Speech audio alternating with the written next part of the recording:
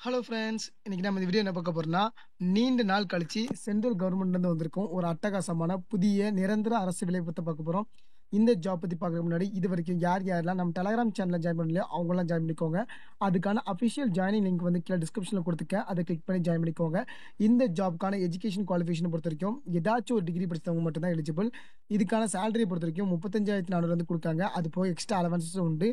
இந்த ஜாப்க்கு வந்து ஆல் உமன்ஸை பொறுத்த வரைக்கும் எந்த ஒரு எக்ஸாம் ஃபீயும் கிடையாது.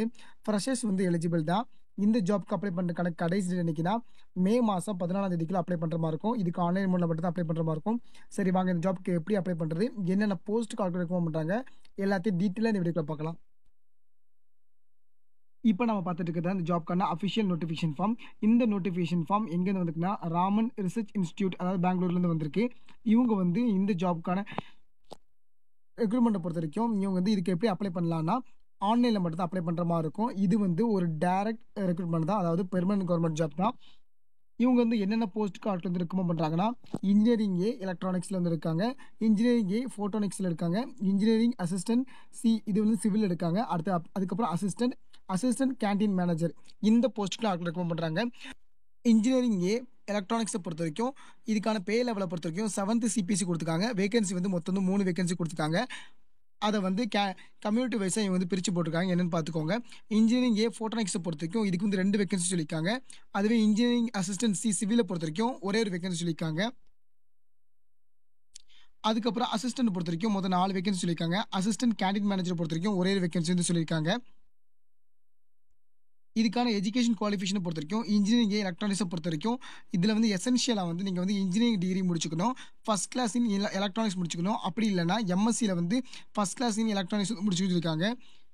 இதுக்கான ஏஜ் லிமிட்டை பொறுத்த வரைக்கும் 35 வயசு வரைக்கும் இருக்கவங்க அப்ளை பண்ணிக்கலாம். இன்ஜினியரிங் ஏ ஃபோட்டோனிக்ஸை பொறுத்த வரைக்கும் பேச்சுலர்ஸ் இன்ஜினியரிங் டிகிரியில் வந்து ஃபஸ்ட் கிளாஸ் இன் ஃபோட்டோனிக்ஸ் முடிச்சுக்கணும். அப்படி இல்லைனா எம்எஸ்சியில் வந்து ஃபஸ்ட் கிளாஸ் இன் ஃபோட்டோனிக்ஸ் வந்து முடிச்சுக்கணும். இதுக்கான மேக்ஸிமம் ஏஜ் லிமிட் வந்து 35 வயசு வரைக்கும் எலிஜிபிள் தான். அதுக்கப்புறம் வந்து இன்ஜினியரிங் அசிஸ்டன்ட் சிஏ பொறுத்த வரைக்கும் டிப்ளமோ இன் சிவில் இன்ஜினியரிங் படித்தாலும் இதுக்கு எலிஜிபிள் தான். இதுக்கான ஏஜ் லிமிட்டை பொறுத்த வரைக்கும் மேக்ஸிமம் 22 வயசு வரைக்கும் எலிஜிபிள்ஸ் இருக்காங்க.